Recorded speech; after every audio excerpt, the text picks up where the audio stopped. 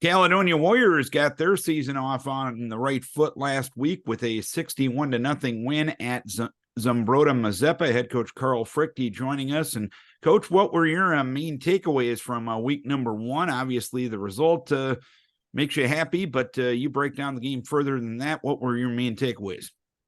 Yeah, we were extremely happy with that. From the starter to the third string person, everybody played fast and hard. Things that we talk about all the time, attitude and effort. And it was just really great to see. We were able to get a lot of kids in, a lot of young kids, and they played with great effort and passion. And to me, that's what high school sport is all about, especially high school football.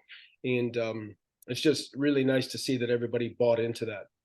Explain that phrase, playing fast, to the casual person like myself. Yeah, I mean, there's right.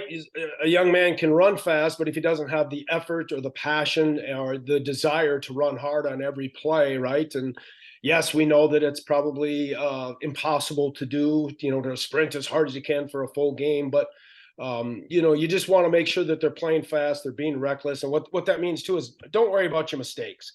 Right? Football is all about speed and angles and taking care of your gaps, be it offensively, defensively, or special teams. And sometimes kids worried so much about, well, am I getting to my gap? And so then they'll slow down. It's just like, just run fast, play fast and get to your gap.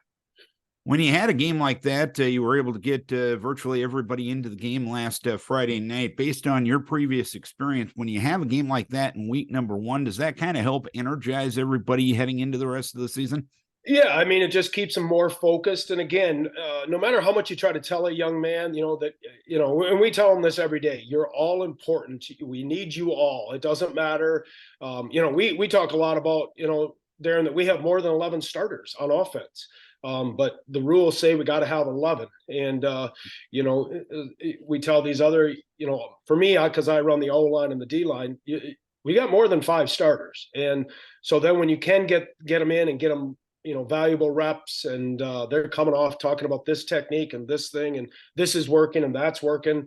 They're all engaged, and it just, they sprint harder the next day, they work harder in the weight room, and they pay attention. And that's awesome. And obviously on offense, the point total was very good, 410 yards of total offense, 256 on the ground, 154 through the air. Were you satisfied with your ability to move the football in a variety of ways last week? Right. You don't want to be predictable, right, Darren? Sometimes, again, you see it on Sunday, you see it on Saturday, and of course it's even harder on Fridays. It's all about being able to, to be able to do both. And we're very happy. Again, with saying that, when you go through tape, Saturday, Sunday, and yesterday morning, there's some things that we got to clean up. And, we talked about that. We talked about that yesterday as a team. We have some standards. It's not about the other school. That's no disrespect. It's not really right. The other school that you're playing against, some people are going to be like, okay, coach, you're crazy here, but you're playing against yourself, and you have a standard, and then it's just the other school that's in their jersey. And there's a few things that we got to clean up, and we're excited to fix those things. And what's on that list heading into week number 2? More communication. All right. The hardest thing to get young people to do right now is communicate, right? They got their head down, they're looking at their cell phone, and that's why we're big on, good morning, good afternoon, how's your day, things like that. I know that sounds cheesy, but you got to get them to verbalize. And it's amazing how, you see them in the hallways, and they'll walk down, and, and it's even harder on a football field. And I'm sure, the same on the other athletics. You got to get them to talk and, communicate, and especially on the offense and defensive line. And this week, you got your home opener as St. Charles comes to town. What are you expecting out of the Saints Friday night? Well, Coach Reinhardt does a great job. We have a lot of respect for Matt. We always will. Football family. His father is a legendary coach. They run the Veer extremely well. They beat a good Lake City team. We see good athletes. We just see playmaking ability. They got a real nice wide receiver, good quarterback, good running backs. They got more than one wide receiver. I should say that too. It's, Matt's doing a real nice job, and we gotta again take care of ourselves, do what we do best, and see what happens.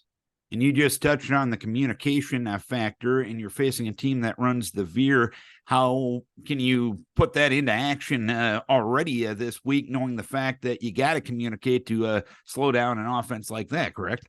Yeah, yeah. I mean, right. It's all about that. They're gonna veer the gap that you're not in, right? And then they can go A, B, C, and even D gap. So it's all different angles. So you got to really be able to squeeze it down and trust one another. What I love about when you play like option teams, and I'm going to call veer an option team, obviously, right? And they do run some speed option. Is you've got to trust your teammate, and you got to communicate, and you got to remind each other. Again, the attention spans, we're trying to expand those, and you just got to trust that. Hey, I got this gap. Remember, you got that gap. All right, Coach. Hopefully, you can keep the winning ways going. Keep your kids healthy. We wish you best of luck. Thank you, Darren. I appreciate you, sir. Head coach Carl Fruechte, as the Warriors have their home opener this week as they take on St. Charles.